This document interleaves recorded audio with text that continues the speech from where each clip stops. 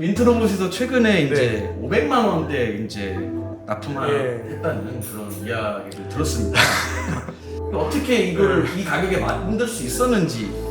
저한테 진지하게 그러시더라고요. 나는 내가 진짜 이 사업을 하려면은 로봇이 500만 원이 넘어가면 안 될 것 같습니다. 근데 지금 그 애매한 에리어라고 그랬잖아요. 이 장난감도 아니고 산업용도 아닌 애매한 에리어이기 때문에 이걸 딱히 할 수 있는 로봇이 없어요. 진짜로 그 가격대를 만족시키는 게 심지어 중국산도 그거보다는 비싸요. 지난번에 설계 때도 이것 때문에 좀 말씀드려요. 기존의 산업용 로봇을 만들던 프로세스를 아예 다 버려버리고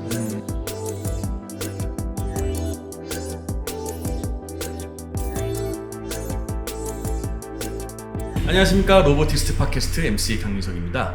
요즘에 뭐 중국산, 한국산, 뭐 그리고 이제 뭐 유럽산, 일본산 등등 굉장히 이제 다양한 로봇 플랫폼들이 지금 나오고 있는데 가격들이 뭐 굉장히 비싼 건 여전합니다. 그런 와중에 중국산이 지금 굉장히 지금 저렴한 로봇들도 나오고 있고, 그렇지만 실제로 이게 과연 쓸 수 있는 로봇이 얼마큼 될지에 대한 뭐 의견들도 굉장히 많아요. 이번 주제는 진짜 필요한 로봇이란 이런 것이라는 주제로 저희가 이번 팟캐스트 주제를 잡았습니다. 네. 민트로봇 강현석 대표님 오늘도 모셨습니다. 안녕하십니까? 안녕하십니까? 네. 요즘에 굉장히 이제 로봇 브랜드들이, 로봇 기업, 네. 제조회사들이 굉장히 많아졌습니다. 그렇죠. 네. 이제 예전에는 이제 일본이랑 독일 쪽밖에 없었는데 국내 쪽도 로봇 회사들이 많아졌고, 지금은 이제 중국산 로봇들이 정말로 저희가 모르는 브랜드들이 맞아요. 굉장히 네. 많아지고 있는 시점입니다. 하지만 이제 대표님이 보시기에는 지금 한국에서 실제로 쓸 수 있는 로봇이 얼마나 된다고 이제 보십니까? 뭐 쓸 수는 있어요. 다 중국산 같은 경우는 특히 원래 있던 로봇을 중국 특유의 이제 프로세스를 통해서 가격을 낮춘 소위 이제 저가형 카피 제품이기 때문에 쓰는데 문제는 없고, 제가 아시는 분도 얼마 전에 정말 저가형 협동 로봇을 파는 이제 F로 시작하는 회사가 있는데 그 회사 걸 써서 제품도 만드셨더라고요. 그래서 뭐 좀 다르긴 하지만 못 쓸 정도는 아니더라고요, 보면. 네. 이게 예전에도 저희가 이제 대표님이랑 이야기를 한 적이 있었는데 이 비유를 이렇게 들었어요. 자동차도 예전에는 초창기 때는 굉장히 고성능 자동차가 있었지 않습니까? 네네. 그런 뭐 어디 레이싱카라고 하죠. 네. 그런 것들이 지금 쉽게 말하면 고성능의 산업용 로봇이라고 이제 좀 네. 비유를 할 수 있을 것 같아요. 네. 근데 사실은 이제 저희가 이제 일상에서도 이제 로봇을 쓰면서 그런 고성능의 이제 로봇들이 필요가 없는 경우가 많잖아요. 그렇죠. 목적에 네. 따라서 이제 쓰임새가 달라야 맞습니다. 되는데, 네. 뭐 예를 들어서 커피를 이렇게 운반해주는 로봇인데 굳이 엄청 고스펙의 로봇이 사용될 이유는 없는데, 맞습니다. 그런 로봇들이 아직까지 시장에 많이 나오고 있진 않은 것 같아요. 예, 맞아요. 아직 그러니까 좀 애매해요. 그 문제의 커피라고 한 그 분야가 되게 애매한 에리어 같아요. 왜냐면은 기존의 뭐 산업용 로봇이나 협동 로봇은 거의 대부분 아무래도 이제 제조 쪽에 사용이 되다 보니까 자동차로 따지면은 좀 트럭 같은 거 좀 이제 뭐 좀 특수 목적차 그쵸. 아니면 뭐 스포츠카라고 네. 볼 수가 네. 있고, 물론 저가형 로봇이 있어요. 지금도 이제 인터넷 같은 데 찾아보시면은 100만 원 안 하는 몇십만 원짜리 수준의 일종의, 옛날에는 교육용 로봇이라고 불렀던 것들, 장난감 로봇이 있는데 얘는 또 커피를 나르기는 안 돼요. 그 성능은 또 좀 나오지는 않아요. 그냥 이렇게 뭐 말 그대로 교육용, 뭐 집어다 보는 것도 장난감 정도나 집고 네. 그 정도밖에 못 쓰다 보니까 이 문제의 커피, 어떻게 보면은 서비스, 푸드테크 네. 이쪽에 적합한 로봇이 마땅히 없더라고요, 정말로. 네.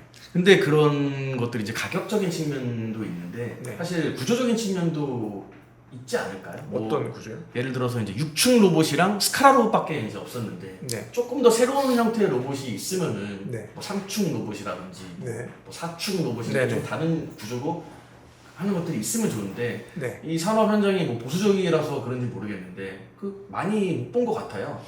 예, 뭐 사실 로봇이 전통적으로 우리가 흔히 아는 로봇 파른다 육관절, 이제 6충 로봇이라고 하죠. 그거 아니면은 이제 스카라 둘 중 하나가 있었고, 얼마 전에 그래도 이제 중국의 힙봇이라는 회사 혹은 두봇이라는 회사에서 이제 원통 스카라 같은, 원래 Z축 로봇이라고 하더라고요. 이제 그런 로봇을 만들어서 푸드테크 쪽에 많이 적용을 했어요. 실제로 유튜브 찾아보면 동영상 굉장히 많이 나오고, 아무래도 중국이 또 그런 면은 있어요. 실용주의적인 측면이 분명히 있는 나라이기 때문에 그런 관점에서 육관절보다는 이게 더 나을 것이다 라고 생각을 했을 것 같고, 원래 오리지널 그 형태의 로봇은 또 그쪽에 쓰이진 않았었거든요. 랩오토메이션에만 쓰였었는데 그런 쪽으로 해서 형태면에서는 조금 많아진 건 맞는 것 같습니다. 윈트로봇에서 최근에 네. 이제 500만 원대 이제 예.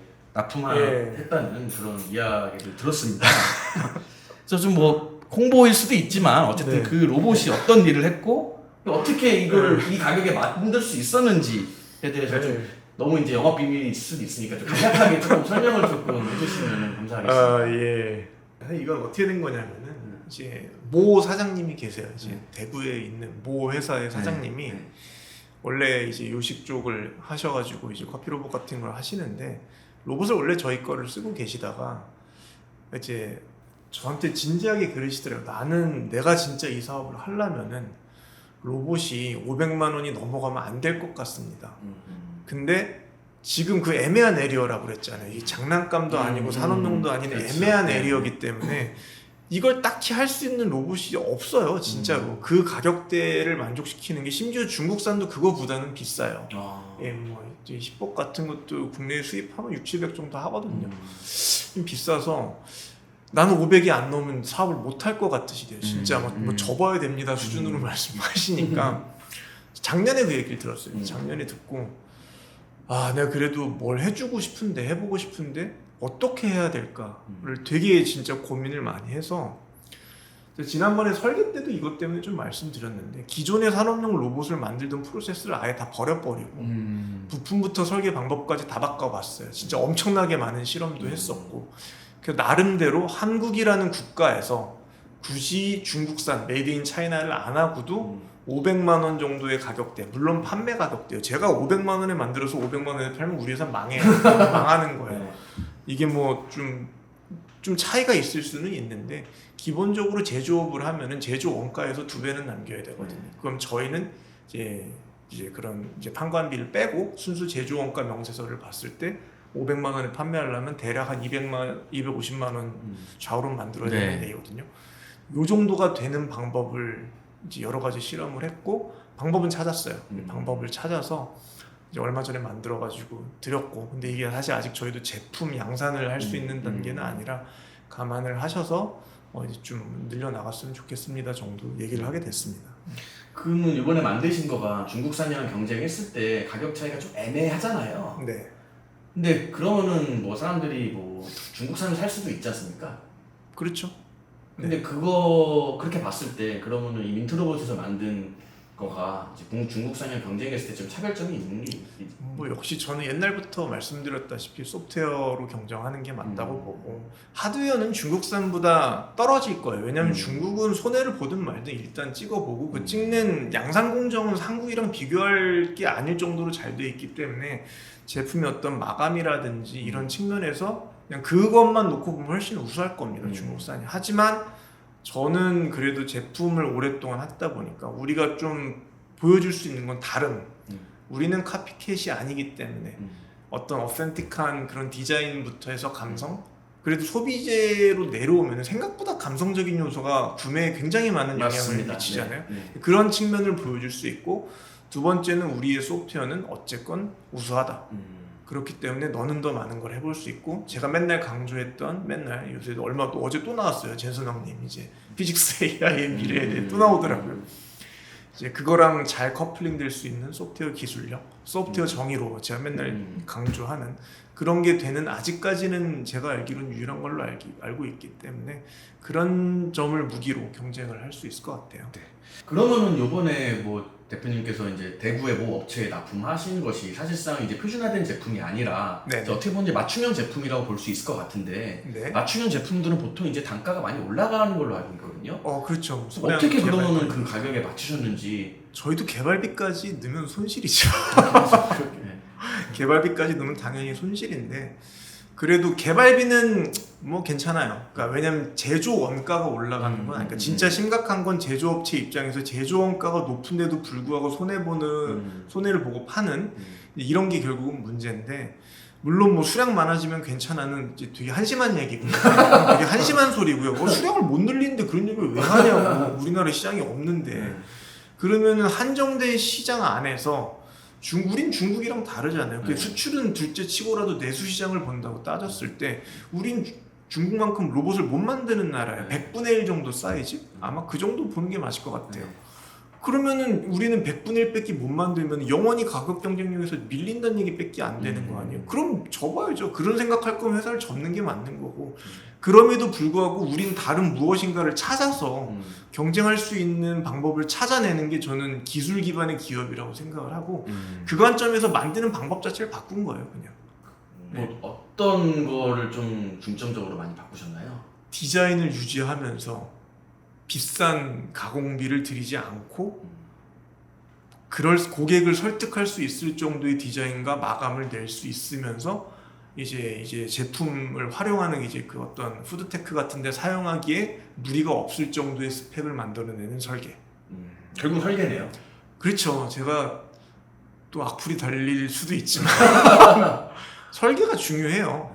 만드는 대로 계속 만드는 거는 안에 죽은 사람이 이게 시체 그냥 이거는 다른 방법으로 이길 방법을 찾아봐야 되고 이제 설계가 바뀌어야지 제조 방법이 바뀌는 거니까 예, 그렇게 생각합니다 저는. 뭐 디테일한 뭐 그런 노하우는 여기서 지금 다루지 않도록 하겠습니다. 네.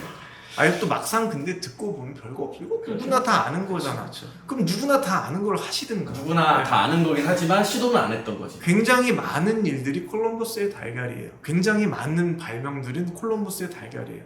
누구나 그걸 봤을 때 누가 못해라고 할 수 있지만 그걸 처음 생각해내는 거는 그렇게 누구나 할 수 있는 일은 아닌 것 같아요.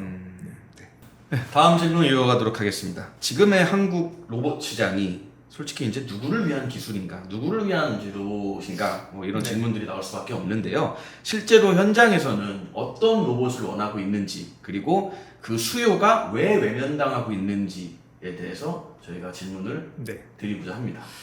그러니까 이거는 산업 생태계의 본질적인 문제인데 이제 얘기를 하면 부품 플랫폼 시스템입니다. 이제 우리는 플랫폼이라는 걸 만드는 생태계에서 우리 제품을 사는 사람은 시스템 SI 회사지 않습니까? SI 회사가 원하는 거는 내가 돈을 많이 벌 수 있는 로봇을 원해요. 그럼 저렴한 거겠네요, 당연히. 너무 당연해요. 물론 저렴한 게 될 수도 있어요. 근데 이런 장벽도 있어요. 내가 그러니까 중국산 사면 되잖아요.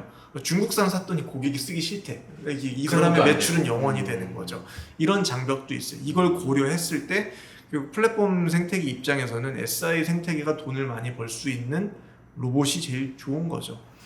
근데 이게 뭐 기술적인 것들이야 어느 정도 이제 부품을 좋은 걸 쓰고 하면 커버가 될 텐데 이 신뢰도라는 거는 사실 단기간에 또 채워질 수가 없는 부분이거든요. 네, 이게 진짜 어려워요. 이게 제가 아직도 이러고 있구나를 너무 많이 느낀 게 사실 이쪽 생태계는 생각보다 굉장히 복잡해요. 리베이트부터 5만 가지 게 다 엮여 있기 때문에 어쨌건 이제 서비스 시장이 아닌 이상 FA 쪽, 공장 자동화 쪽은 거의 대부분 공장으로 들어가지 않습니까? 그렇죠. 네. 그럼 그 공장에서 설비 도입을 결정하기 위해서는 굉장히 많은 이해관계들이 얽혀 있어요. 그렇죠. 실사용자, 구매팀, 임원 네. 등이 얽혀 있어요.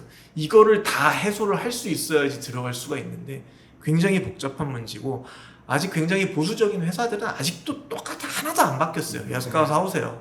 그냥 안 바뀌어요. 이게 아예 안 바뀌고 이게 바뀌려면은 내가 더 이상 야스카 썼다가 네모가지가 잘린다 정도의 상황이 와야 돼요. 그러면 싫어도 바꿀 거예요. 내가 잘리기 싫으면 바꿔야지.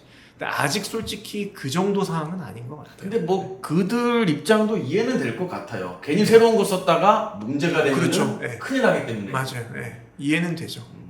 근데 저는 사실 개인적으로 이런 생각이 들어요. 이 개발자들도 이런 SI 업체들도 점점 이제 나이대가 변하고 있거든요. 네. 젊은 개발자들은 또 생각이 또 다릅니다. 또 맞아요. 되게 개발하기 편한 그런 로봇들을 또 원하기도 하고. 네, 맞아요. 뭐 대표님이 늘 말씀하신 대로 소프트웨어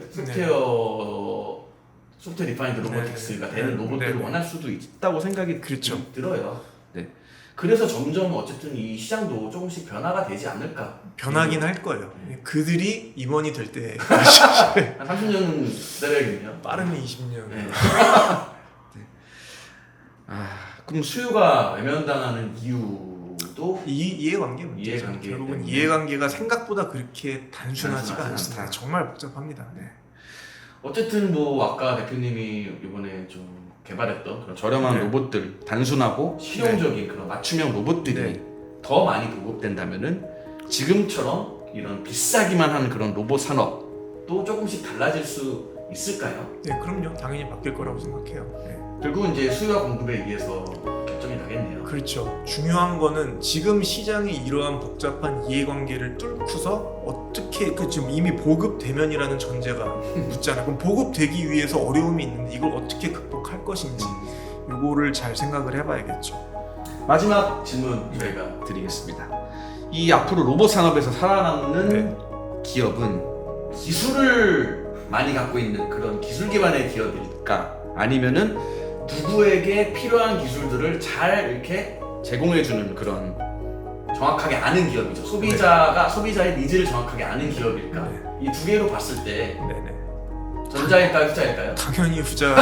이건 뭐 물어볼 필요가 없는 거고 기술을 많이 가진 기업은 보통 기업이 아닌 경우가 많아요. 기업이긴 하지만 기업 같지 않은 기업인 경우를 저는 훨씬 더 많이 봤고 결국은 시장은 냉혹해요. 정말 냉정한 게 시장이라고 생각해요. 오늘 주제 진짜 필요한 로봇이란 이런 것에 대해서 사실 이제 로봇 기술뿐만이 아니라 그런 정책들 그 다음에 그런 우리 마음가짐들에 대해서 네. 뭐 여러 가지 내용들을 조금 이야기를 좀 다뤄봤는데요. 쓸모없는 저희 스펙이 아니라 실제로는 이 로봇을 이용해서 큰 문제를 해결하는 그런 기술이 있는 그런 것들 그리고 현장에 필요한 로봇들이 굉장히 다양한 로봇들이 종류가 다양한 로봇들이 좀 빨리 나왔으면 하는 생각이 듭니다. 오늘 이야기는 저희 여기까지 하고요. 다음 시간에 좀 재미난 주제로 찾아뵙도록 하겠습니다. 구독, 좋아요, 알림 설정 부탁드립니다. 감사합니다. 네, 감사합니다.